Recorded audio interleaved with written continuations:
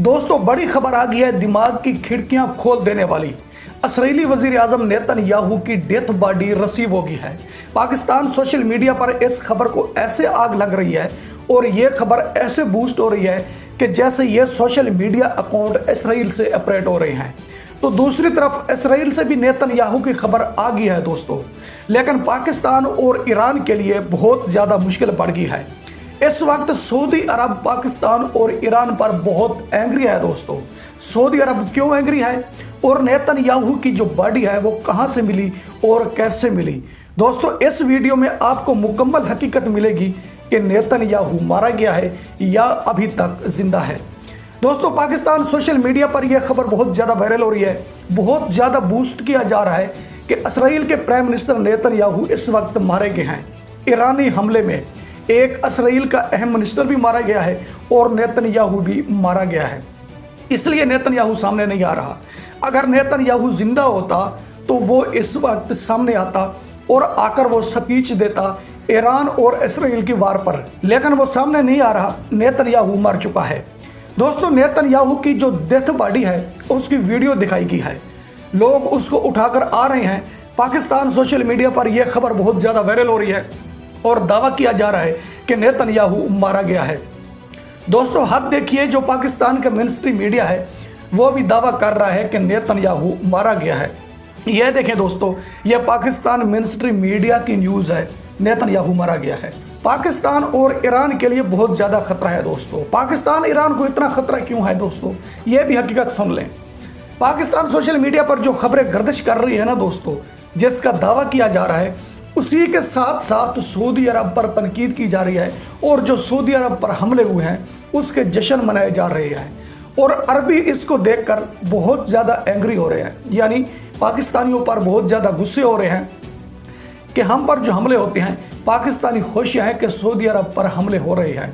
और पाकिस्तानियों ने कहा है कि जो ईरान मिसाइल मारता है ना, वो सऊदी अरब से होकर इसराइल जाते हैं। इस वक्त अरबी फुल गर्म है पाकिस्तानियों पर कि एक तो हम पर जो हमले हो रहे हैं, इसका मतलब है कि पाकिस्तानी खुश हैं और पाकिस्तानी चाहते भी यही हैं कि सऊदी अरब को निशाना किया जाए। शहजादा मोहम्मद बिन सलमान जो है दोस्तों, वो इस वक्त बहुत ज़्यादा डिप्रेशन में है। पाकिस्तान सोशल मीडिया को देखकर शहजादा मोहम्मद बिन सलमान ये फील कर रहे हैं कि पाकिस्तानी मुझे क्यों मरवाना चाहते हैं, और जो ईरान मिसाइल फेंकता है ये क्यों बताते हैं कि सऊदी अरब से होकर इसराइल जाते हैं। शहजादा मोहम्मद बिन सलमान इस वक्त बड़ी ही मुश्किल में है दोस्तों। शहजादा मोहम्मद बिन सलमान कह रहे हैं कि इस चीज़ की उम्मीद नहीं थी जो चीज़ पाकिस्तानी दिखा रहे हैं, यानी इस चीज़ की उम्मीद नहीं थी जो पाकिस्तानी चाह रहे हैं कि सऊदी अरब पर हमला हो। ये हमारे मुस्लिम बरादर हैं, ये हमें क्यों मारना चाहते हैं। दोस्तों लगता है कि इसमें सऊदी अरब और जो पाकिस्तान के ताल्लुकात हैं ये भी ख़राब होंगे, क्योंकि पाकिस्तानियों ने बहुत ज़्यादा हद क्रॉस की है। तो इसके अलावा सऊदी अरब ने ईरान को भी वार्निंग दे दी है कि तुम पर भयानक हमला हो सकता है, वरना ये हमले रोक दीजिए। दोस्तों ईरान रुकने में नहीं आ रहा। ईरान सऊदी अरब की एक बात भी नहीं मान रहा। ईरान कह रहा है कि पीछे नहीं हटेंगे जब तक टारगेट अचीव नहीं करेंगे। हम हटने वाले नहीं हैं, हमें मत समझाइए, ठीक है, खामोश होकर बैठ जाए। ये बात मत करिए कि पीछे हट जाए या मिसाइल फेंकने से गुरेज करें। हम पीछे हटने वाले नहीं हैं। हमारा जो टारगेट है हम तो वो अचीव करेंगे ही करेंगे। हम किसी की बात नहीं मानेंगे। भाई तुम कौन हो और कहां से आगे हो ये बात करने वाले कि इसराइल पर हमले ना करो या जो दूसरी मुस्लिम कंट्रियां हैं उस पर हमले ना करो। हमें समझाने वाले तुम कौन हो, हम आपकी बात क्यों माने। दोस्तों ईरान ने सऊदी अरब की बात को रिजेक्ट कर दिया है, मुकम्मल तौर पर इनकार कर दिया है। सऊदी अरब की बात इस वक्त नहीं मानी जा रही। अब सऊदी अरब भी दोस्तों एड़ी चोटी का जोर लगा रहा है कि ईरान को रोका जाए, किसी सूरत भी ईरान को रोका जाए, लेकिन ईरान नहीं रोक रहा। जब शहजादा मोहम्मद बिन सलमान ने ईरान से यह बात की तो ईरान ने ताज़ा हमला कर दिया दोस्तों इसराइल पर। यह देखिए, जो इसराइल का डिफेंस सिस्टम है ईरान ने उनको डिस्ट्रॉय कर दिया है, यानी मुकम्मल तौर पर तबाह कर दिया है।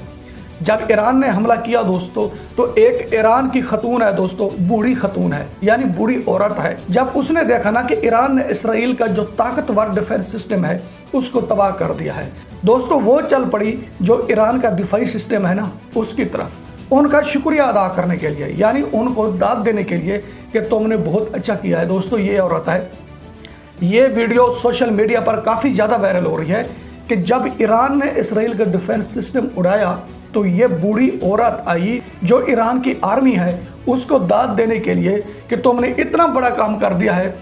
दुनिया में कोई भी मुस्लिम कंट्री या नॉन मुस्लिम कंट्री ऐसी नहीं है कि जो इसराइल पर हमला कर सके। ये आपकी ही जुर्रत है कि तुमने इसराइल पर हमला किया है।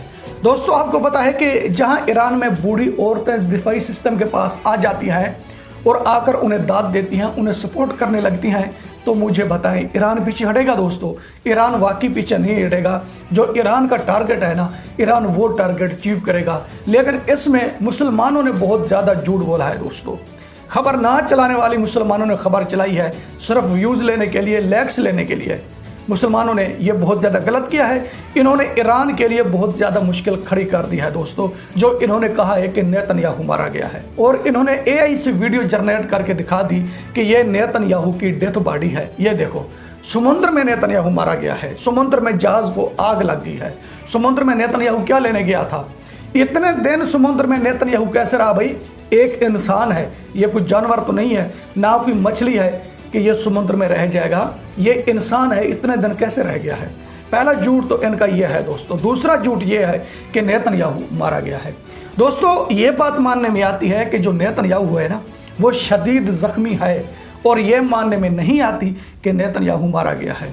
जब सोशल मीडिया पर यह खबर बहुत ज़्यादा गर्दिश करने लगी, पाकिस्तान मिनिस्ट्री मीडिया यह खबर चलाने लगा, तो उस वक्त इसराइल के PM हाउस से पूछा गया, कन्फर्म किया गया कि नेतन्याहू इस वक्त कहाँ है और किस हाल में है। वहाँ से जवाब दिया गया कि नेतन्याहू जिंदा है, नेतन्याहू नहीं मारा गया। दूसरा ये झूठ है दोस्तों मुसलमानों का, ये हालात है मुसलमानों का।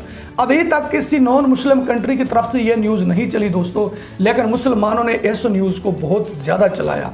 मुसलमानों ने झूठ बोलने से गुरेज नहीं किया, इनको झूठ नहीं बोलना चाहिए था। जब इस तरह की न्यूज़ चलाते हैं दोस्तों, तो खुद के लिए ये मुश्किल खड़ी कर देते हैं। अब आलमी कंट्रियां कह रही हैं कि जो मुसलमानों की तरफ से ये न्यूज़ चलाई जा रही है, सब के सब मुस्लिम कंट्रियां इसमें शामिल हैं, इसमें अरब कंट्रियां भी शामिल हैं।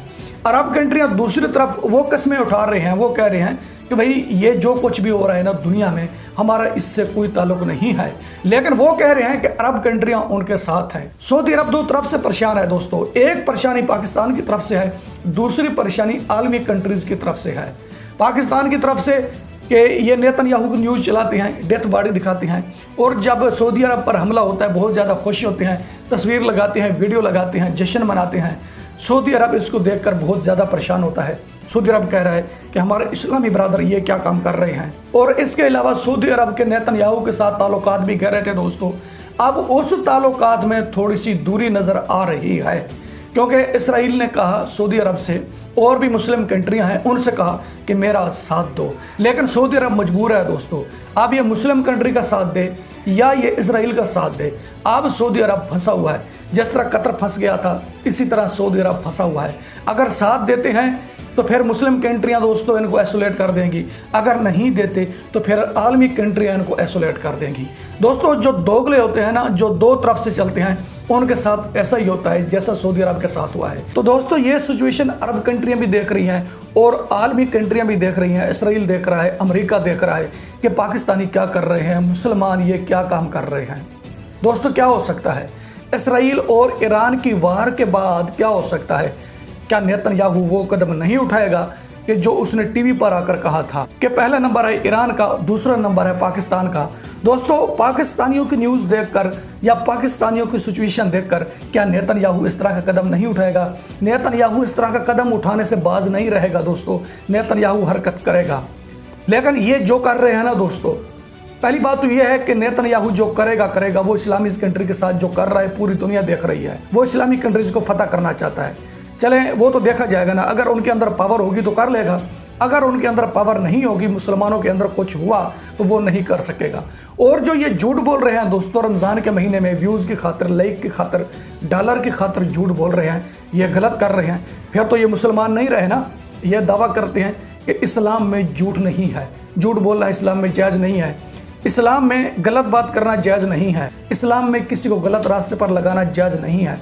लेकिन वो खुद काम ये मुसलमान कर रहे हैं। दोस्तों देखो, अब हकीकत सामने आई है ना, नेतन्याहू की हकीकत सामने आ गई है।